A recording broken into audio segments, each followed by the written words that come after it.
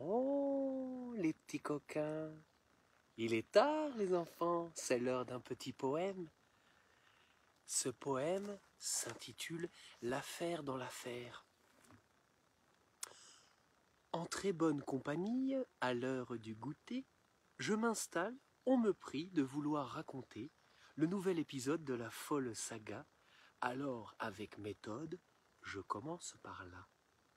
Êtes-vous au courant d'une certaine rumeur qui, depuis quelque temps, fait bouillir l'humeur de notre méprisant au sujet de ses mœurs avec son enseignant, de surcroît son âme sœur?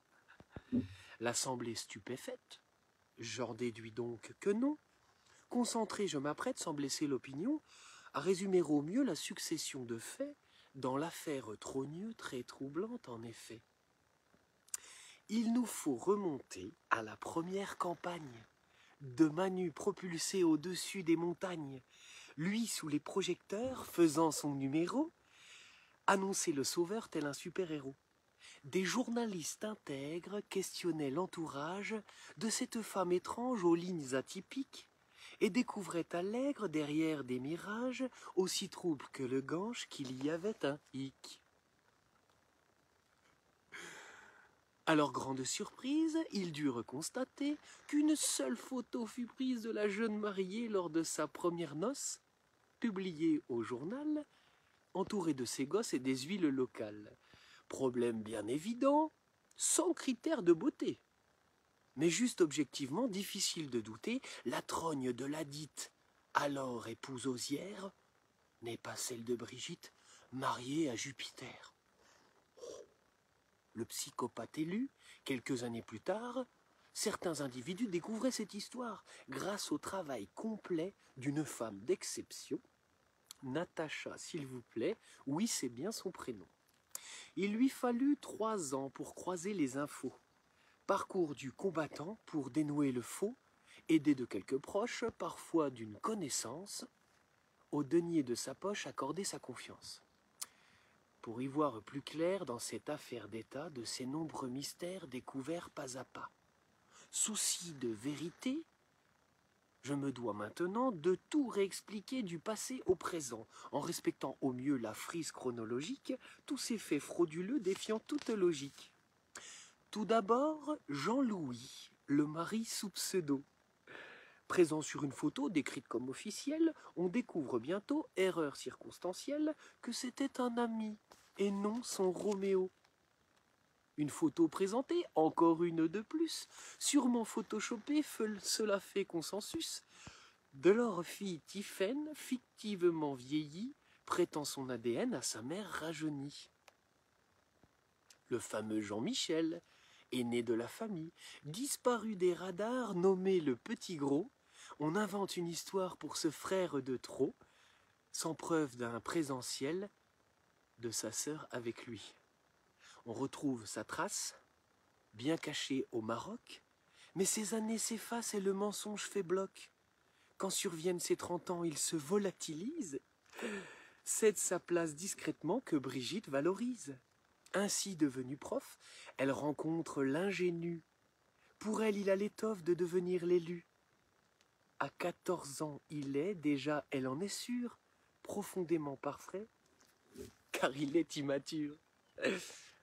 Tout cela nécessite une transformation, afin que Jean-Brigitte en devienne Macron. La transsexualité ne pose aucun problème, là n'est pas le débat entre gens consentants. Mais ici, dans le cas d'un mineur, d'un enfant, bien trop tôt exposé à un adulte qu'il aime, cette déviance porte un nom et a pour conséquence de briser la raison, de briser son enfance. Souvenez-vous, à l'époque, ce psychiatre italien, au diagnostic choc qui nous décrivait bien le profil de Manu, narcissique pervers, après qu'il soit élu, mais que pouvions-nous faire? Il est là le pourquoi de toutes ces controverses concernant ses ébats avec sa maîtresse. Ce sujet, soyons clairs, ne les regarde que. Mais cela nous éclaire sur de plus grands enjeux. En tant que chef d'État, cet amour peu classique, gros moyen de pression fait de lui un pantin, oriente ses décisions, on l'imagine fort bien, pour de juteux contrats qu'on sait transatlantiques. L'oncle Sam, en effet, dispose d'un dossier. Donald le reconnaît car il l'avait gardé. En fin de mandature, cela contre la loi lui valut procédure et des dollars, je crois. Revenons à l'enquête reprise par Xavier.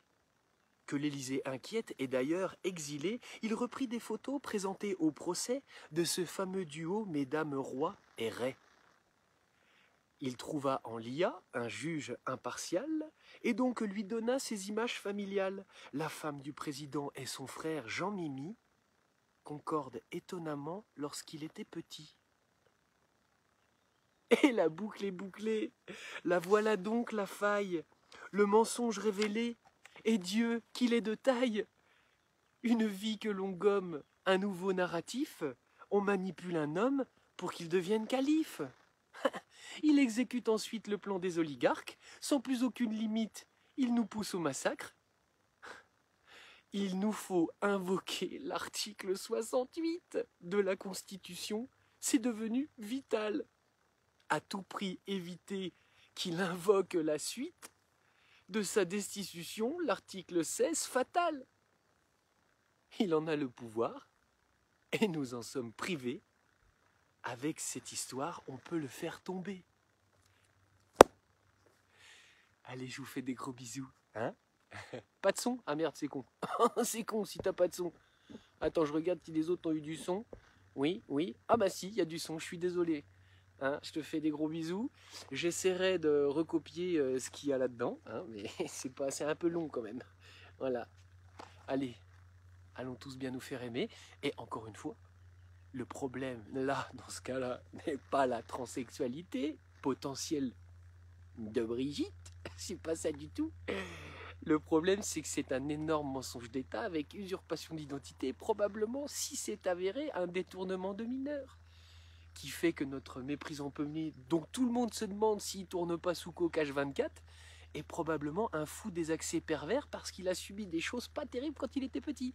Alors qu'on vienne pas me dire oui, bon, on s'en fout. Bien sûr, les mœurs, les affaires de mœurs, ça concerne les gens.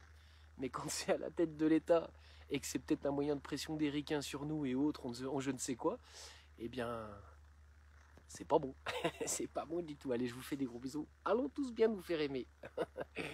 Profondément. Comme dit Manu.